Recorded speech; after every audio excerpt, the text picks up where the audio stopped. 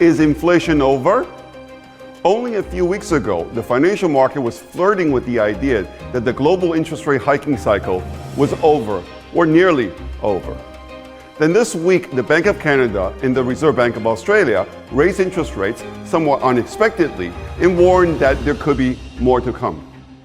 With inflation in the UK only lower than that of Turkey and Argentina among G20 countries, the Bank of England is expected to raise interest rates to 5% by the end of the summer. The Federal Reserve is poised to hike rates again too, especially given the debt ceiling deal pay only lip service to fiscal discipline. What is prolonging the interest rate hiking cycle among the advanced economies?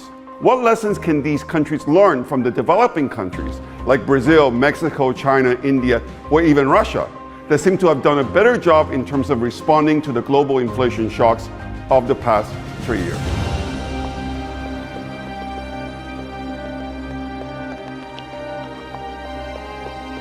Hi, I'm David Wu, a former Wall Street strategist with a 20-year track record of making actionable predictions about major global change. The world economy was hit by two massive inflation shocks over the past 3 years.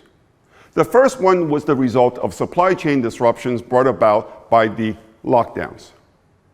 The second one was a spike in commodity prices unleashed by the Russia sanctions. Both shocks have passed, or at least gone into remission. For example, 6 months after China lifted its lockdown, global supply chains are back to normal. Backlogs have eased, and supply delivery time has improved substantially. Freight rates for forwarding containers have collapsed. There's even a glut in some highly sought-after products during the lockdown that are now driving down their prices. The Russia-Ukraine war is still going on, but commodity prices have fallen back considerably.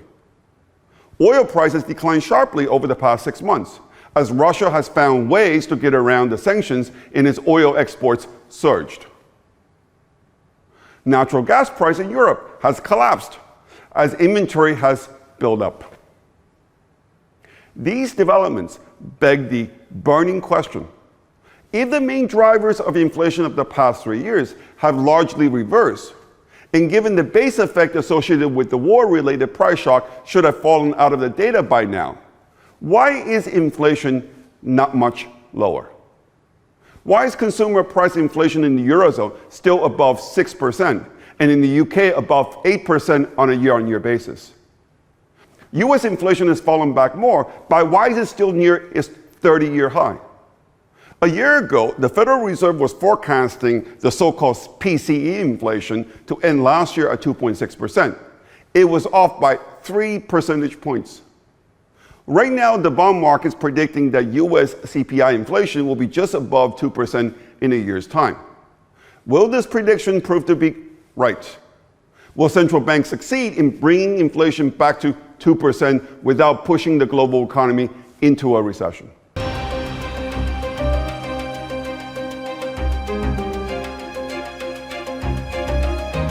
To answer this question, I think it's important to realize that different countries have responded differently to the global inflation shocks and have produced very different results. In the Americas, inflation in the US and Canada has gradually declined, and so has been the case in Mexico. However, Brazil currently has the honor of having the lowest consumer price inflation reading among the major economies in the Americas. The rapid pace of disinflation in Brazil over the past year has been impressive. In Europe and the Middle East, the Eurozone and the UK have seen inflation decline gradually over the past few months, although this is happening faster in the Eurozone than in the UK. Russia and Saudi Arabia are tied for having the lowest consumer price inflation at the moment. In the case of Russia, this has been helped in part by the base effect associated with the inflation spike last April, dropping out of the data.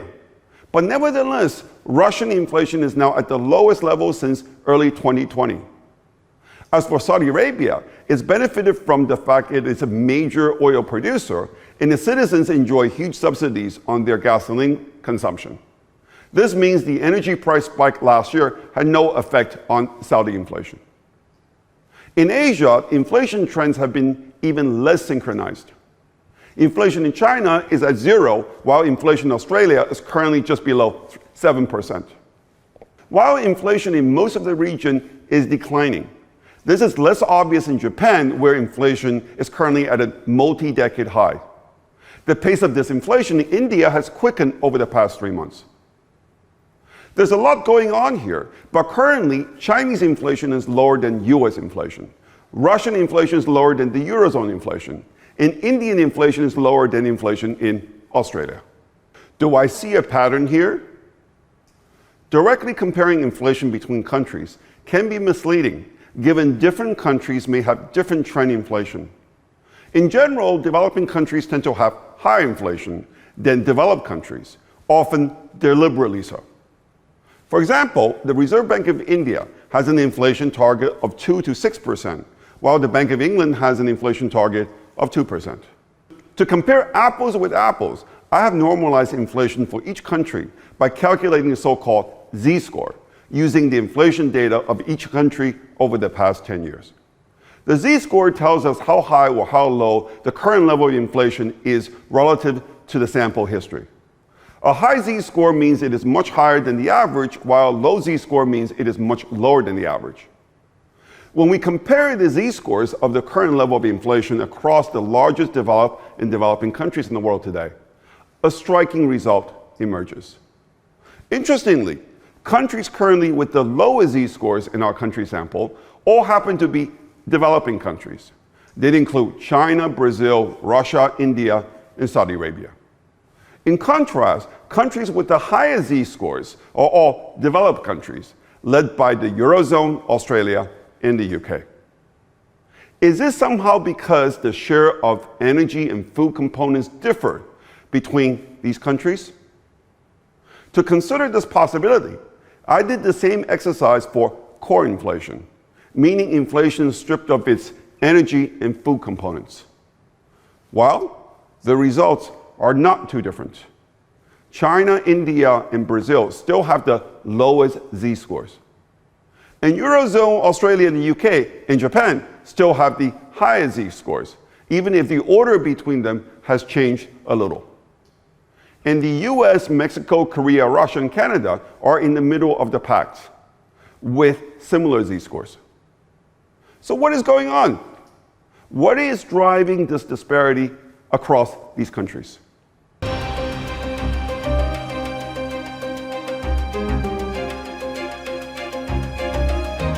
There has been a lot of discussion about second-round inflation lately.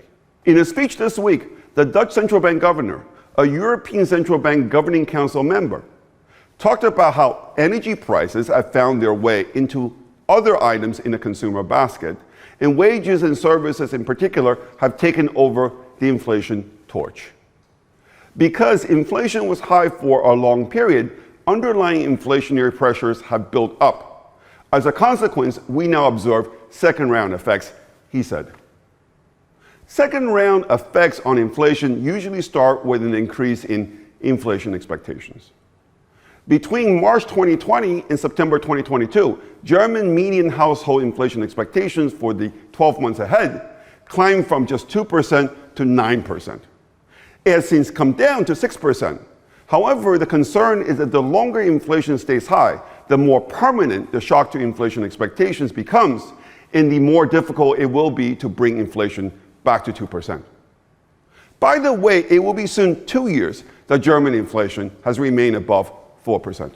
In Australia, inflation has been running above 6% for 4 consecutive quarters now.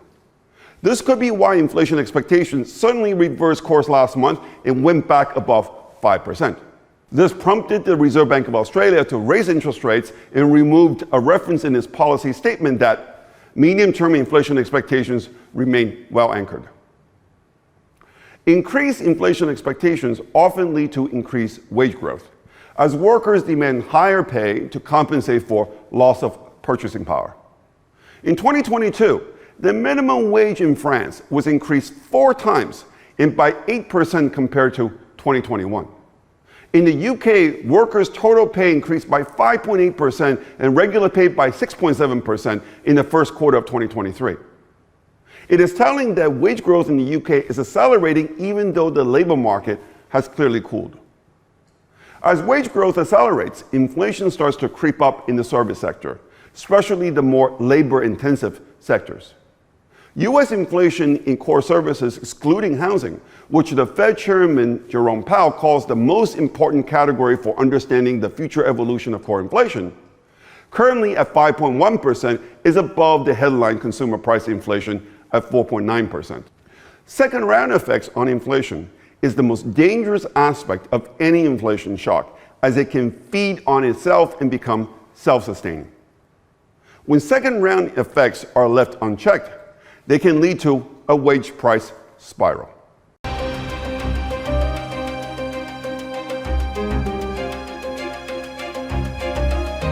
The discussion about second-round effects brings us back to why so many developing countries seem to be doing better than their developed peers in dealing with the global inflation shocks of the past 3 years. Is it possible they have been more successful in mitigating the second-round effects of the inflation shocks? Beyond dispute is the fact that many developing central banks were ahead of the curve in terms of recognizing the emerging inflation risks and much more proactive in responding to them. In the Americas, Canada started raising interest rates in March 2022, and the Fed began even 2 months later. However, Brazil has started hiking interest rates already a year earlier, with Mexico not too far behind. In Europe and the Middle East, the Bank of England started raising rates in December 2021, while the European Central Bank waited until July 2022 before it began its tightening cycle. In contrast, Bank of Russia began to hike rates already in April 2021, nearly a year before the war started. Even though there's little inflation in Saudi Arabia, the Saudi Monetary Authority has been gradually raising its policy rates in tandem with the Federal Reserve.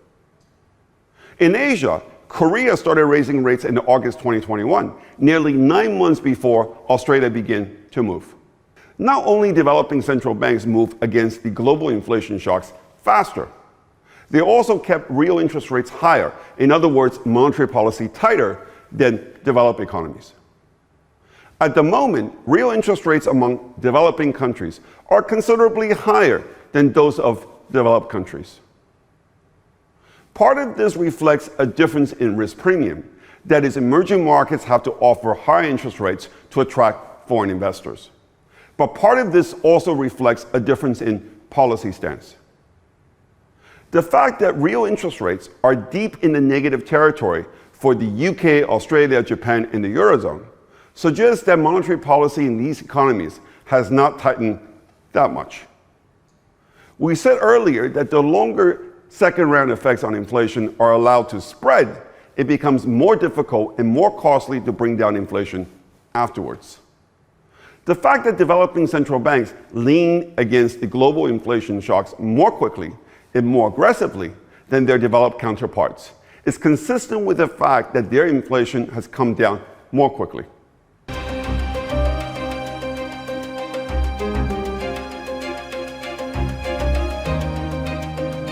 Bottom line, the global inflation shocks of the past 3 years is likely just a harbinger of what's to come. Deglobalization currently underway will have many consequences, and one of them will be higher inflation. The success of any economy in this new regime will depend crucially on its ability to keep inflation under control. The major developing countries have taken inflation risks more seriously and responded more aggressively to them than the developed ones. Time will tell, but this will likely mean that developing countries have more room to cut interest rates and ease fiscal policy when the next recession comes. We definitely cannot say the same about many developed economies, especially the likes of the Eurozone, UK, Australia, and Japan. What this means, at least in theory, is that the growth advantage enjoyed by developing countries will become even more evident, all else being equal, with important investment implications, of course. If you got something out of this video, please hit like and subscribe to my free YouTube channel. Let me know what you think by posting your comments in the video. If you want to learn more about my investment strategy, come check us out at davidwuunbound.com. Thank you for listening.